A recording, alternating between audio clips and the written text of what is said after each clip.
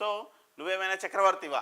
నిజంగానే ఆయన ఏమైనా చక్రవర్తి, రేవంత్ రెడ్డి గారు చక్రవర్తిగా వ్యవహరిస్తున్నారా, నియంతలా వ్యవహరిస్తున్నారా, ఒక సైకోలా వ్యవహరిస్తున్నారా అంటే నిజంగానే అలా వ్యవహరిస్తున్నారు. రైతుల విషయంలో కావచ్చు, ఉద్యోగుల విషయంలో కావచ్చు, లేదంటే రకరకాల ఇష్యూస్ ఉన్నాయి తెలంగాణలో. గత 10 ఏళ్లలో గత పాలకులు పట్టించుకోలేదనే ప్రభుత్వ మార్పిడి జరిగింది.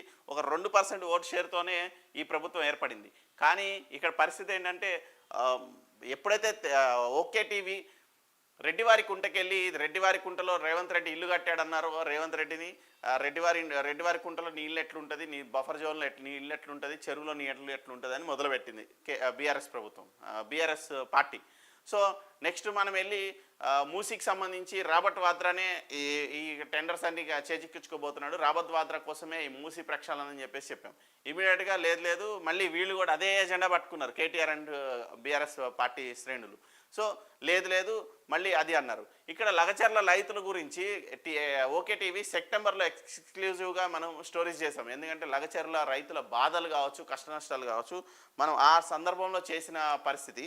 సో అప్పుడు రైతుల దగ్గరికి వెళ్ళి ప్రశ్నించింది ఓకే టీవీ. సో ఆ క్రమంలో అప్పుడు ఎవరికి సోయలేకుండే, అసలు భూములు ఎందుకు తీసుకుంటున్నారు, ఫార్మా ఇండస్ట్రీ ఏంటి, దీనికి సంబంధించిన డిపిఆర్లు ఏమున్నాయి, దీనికి సంబంధించిన ఎలాంటి మెకానిజం ఏముంది అనేది అప్పటి వరకు ఎవరి దృష్టిలో లేదు. మనం ఎప్పుడైతే ఓకే టీవీ అక్కడ లగచర్ల రైతులు అవ్వచ్చు, కొడంగల్కి సంబంధించిన 1200 ఎకరాల రైతుల్ని ల్యాండ్ అక్విజిషన్లో భూములు పోతున్న రైతుల సమస్యలు ఎప్పుడైతే ఓకే టీవీ తెలుసుకుందో, దాని తర్వాత నెల రోజులకి బీఆర్ఎస్ పార్టీ నాయకులు కావచ్చు వీళ్ళకి సొయ్యొచ్చింది. అంటే ఒక మీడియా సంస్థ ముందుగా ఉన్నంత మెకానిజం, మీడియా సంస్థకు ఉన్నంత ఇంటెలిజెన్స్ కానీ అక్కడ ఉన్న మెకానిజం కానీ ఎందుకు ఒక పార్టీకి లేదు. ఈ పార్టీలన్నీ ఎక్కడ పప్పులో కాలేస్తున్నాయి అంటే వీళ్ళకి అన్నీ తెలుసు, కాకపోతే అది సీరియస్నెస్ ఉంటేనే, ప్రజల నుంచి వ్యతిరేకత వస్తేనే వీళ్ళు సీన్లోకి వెళ్తారు. బీఆర్ఎస్ కావచ్చు, బీజేపీ కావచ్చు, కాంగ్రెస్ కావచ్చు. ప్రజల్లోకి ఎప్పుడు వెళ్తారయ్యా అంటే మీడియాలో హడావుడు అయితే తప్ప వెళ్ళరు. ఎందుకంటే మీడియా వాడు ఫోకస్ చేయకపోతే మేము వెళ్ళి ఏం ప్రయోజనం అని చెప్పి ఇప్పుడు వచ్చి రాజకీయాలు చేసి ఇదిగో ప్రెస్ మీట్లు పెడతారు. ఇక్కడ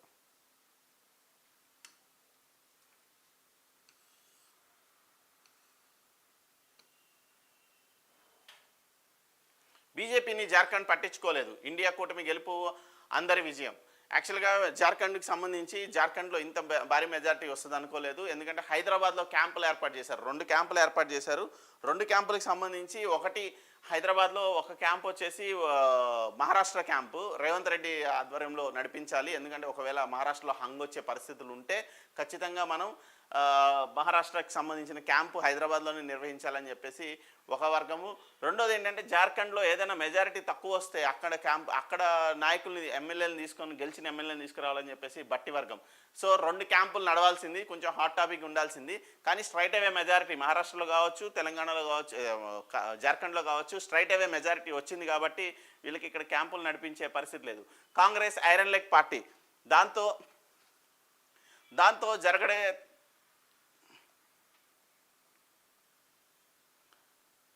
జతకడితే మునగడమే.